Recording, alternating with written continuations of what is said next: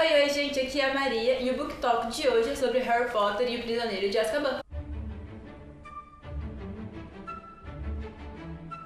Só lembrando que os Book Talks, eles são cheios de spoilers, cheios de revelações sobre o enredo, tanto do livro quanto da série que eu tô falando. Então, se de repente você não quiser saber sobre Harry Potter, que quiser fugir dos spoilers, sugiro que você vá para outro vídeo, então você vai ficar um pouco irritado com o que eu vou falar aqui. No terceiro livro da saga, Harry descobre que Sirius Black, o perigoso seguidor do Voldemort, fugiu de Azkaban, que é a prisão dos bruxos, para ir atrás do Harry. Então ele passou inteiro com essa ameaça e faz descobertas sobre como os pais deles vieram a ser mortos por Lord Voldemort. O Prisioneiro de Azkaban é meu livro favorito de toda a série. O livro e o filme, mesmo que o filme não seja muito parecido com o livro, eles tiveram que enxugar bastante coisa. O que eu gosto bastante desse livro é que ele foca muito no dia a dia dos alunos em Hogwarts, porque comparando com os outros livros, sempre tem alguma coisa maior acontecendo desde o começo do livro que eles tentam investigar ou que eles têm que fazer alguma coisa. No primeiro livro tem a Pedra Filosofal, no segundo eles têm a Câmara Secreta, no quarto livro tem o Torneio Tribruxo. Então sempre tem alguma coisa acontecendo, não tem nada assim perigoso. Por mais que tem os dementadores, tem a ameaça do sinistro, a professora de adivinhação que fala que ele vai morrer todo dia. E também é legal porque não tem um vilão. Todos os livros do Harry, no final, sempre tem alguma coisa grandiosa acontecendo. E apesar de ter aventura no livro inteiro, apesar de ter cenas de ação no final, não é uma batalha como se fosse na Pedra Filosofal, na Câmara Secreta, ou então no Cálice de Fogo e em todos os outros livros que tem. Você passa o livro inteiro achando que o Sirius Black é o perigoso, ele tá ameaçando o Harry, e no final você descobre que não é bem isso, que tem muita coisa por trás e tem um desenvolver de história muito grande no final, porque você descobre coisas que ninguém sabia até então. Eu acho que é por isso que eu gosto tanto desse livro, ele é um pouco mais suave do que os outros. Nesse livro a gente conhece a tia Guida, ela é irmã do tio Walter e ela é a pior pessoa, uma das piores pessoas que aparece nos livros, nas sagas. A pouca aparição que tem já mostra que tipo de pessoa horrenda que ela é. Veja bem, os Dursley, eles são muito ruins com Harry,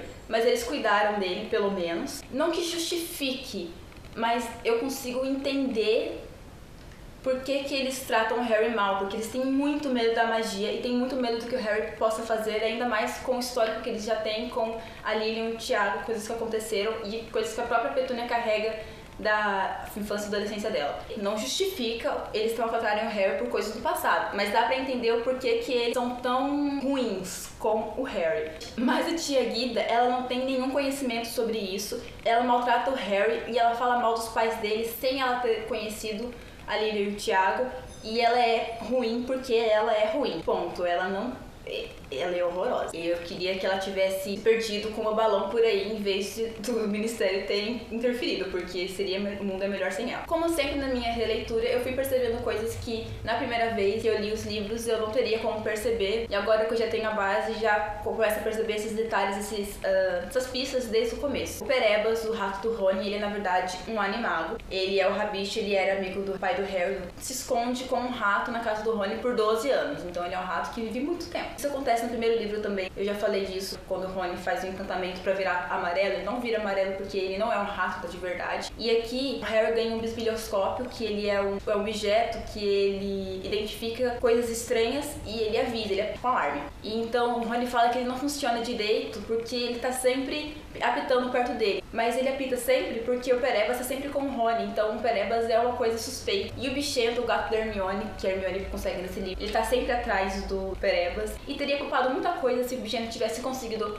comer esse maldito ratinho. Também aparece nesse livro, brevemente, o Cedrico Diggory e a Cho, que eles têm um papel maior no Cálice de Fogo, que é o próximo livro, mas eles já aparecem aqui nos jogos de quadribol e já dá pra ter uma ideia da pessoa que o Cedrico é, porque ele tenta cancelar o jogo de quadribol quando vê que o Harry tá sendo afetado pelos dementadores. Do Cedrico eu lembrava, mas da Cho eu não lembrava que ela aparecia. Como eu já não gosto dela nem no Cálice de Fogo, nem no Ordem da Fênix, aqui eu já não gostava dela também. Não vou com a cara dela. É muito triste ver o Harry se lembrando da morte dos pais dele, porque ele era muito novinho, ele não se lembrava, mas aqui, como os dementadores, eles conseguem reviver essa memória nele. É muito triste ouvir a voz do Voldemort, ouvir o pai dele falando pra Lilian fugir com o Harry, que ele ia atrasá-lo, sabendo que ia morrer o Tiago, sabia que ele ia morrer. Depois o Voldemort falando pra Lilian sair da frente. Como a gente sabe, depois no final do livro, o Snape pede a Voldemort pra que ele não mate a Lilian. E aqui já é uma pista do que o Snape pediu. Eu não encaro como o Voldemort estivesse querendo cumprir essa promessa. Na verdade, foi mais como, tipo, vou perguntar pra ela sair da frente. Se ela sair bem, se não sair, amém. Nesse livro, como todos os livros, tem um novo professor de defesa contra as artes das trevas, que é o Lupin. O Lupin, ele era um grande amigo do pai do Harry. É o melhor professor que já apareceu em todos os livros. Eu acho que é um personagem incrível, eu gosto muito do Lupin. O Snape, lógico, não gosta do Lupin, porque ele era da turma do Tiago, ele não gosta de ninguém da turma do Tiago, mas eu percebi, pelo menos aqui, que eles deixaram o orgulho um pouquinho de lado. Tudo bem que o Snape não confia no Lupin, deixa escapar aqui no lobisomem pra todo mundo saber, mas durante o ano ele faz uma poção pro Lupin pra que ele, quando se transforma em lobisomem, fique mais controlado. É como se ele não odiasse o Lupin tanto quanto ele odeia o Sirius e o Tiago. Porque o Lupin não fazia, de fato, alguma coisa contra o Snape na época da escola, mas ele era conivente com as coisas que o Tiago e o Sirius aprontavam contra o Snape, o que nos leva ao Sirius, que ele era o melhor amigo do Tiago, e eu amo Sirius. Apesar de eu saber que no passado ele provavelmente era o pior dos marotos, o Tiago e o Snape, eles eram uma coisa Draco e Harry, eles não se bicavam de maneira alguma e um tentava ferrar o outro. E o Snape não gosta do Tiago porque ele ficou com a Lilian. Eu percebo que ele é o mais inconsequente, o mais irresponsável de todos os marotos, de todo aquele grupinho que eles andavam, porque ele tenta fazer uma sacanagem com o Snape que era perigosíssima, e o Snape tem muito rancor do Tiago por isso, porque o Tiago salvou a vida dele. Ele chega a falar que o Tiago acovardou na brincadeira, mas na verdade eu não vejo como isso. Eu vejo que o Tiago tinha bem claro na sua mente que tem certos limites que não devem ser ultrapassados. E apesar de eu saber que o Sirius é inconsequente e rebelde e todas essas coisas, eu amo ele demais. E aí o Sirius promete pro Harry que quando ele limpar o nome dele, o Harry pode ficar com ele. E isso é muito lindo, gente! Por que você fez isso comigo, JK? Uma coisa que aconteceu aqui e eu não gostei foi Harry e o Rony brigando com a Hermione, porque não foi nem que ela tenha feito alguma coisa errada. E eles ficaram ignorando ela e, tipo, foi super desnecessário isso. E eu concordo com o Hagrid quando o Hagrid diz pra eles depois que ele achava que a amizade verdadeira fosse mais importante do que uma vassoura e um rato. É diferente você ler um livro achando uma coisa e no final você descobre que é outra. Quando você já lê o livro sabendo que as coisas são diferentes, você percebe mais claramente que as coisas que você pensou que eram A, na verdade, estavam indicando B, mas você não tinha informações suficientes para saber. Então é bem legal a releitura, ainda mais que tem coisas que a J.K. vai apresentando no começo, como quem não quer nada, como se fosse uma informação desnecessária, mas depois lá pra frente você descobre que não é bem assim. Então é isso aí, espero que vocês tenham gostado do vídeo de hoje. Se você ainda não viu os vídeos que saíram antes desse, é só clicar deste lado que você será redirecionado à playlist com todos os outros vídeos. Não se esqueçam de se inscrever no canal e, como sempre, as redes sociais estão aqui embaixo na caixa de descrição. E agora a gente se vê em Harry Potter e o Cálice de Fogo. Até lá!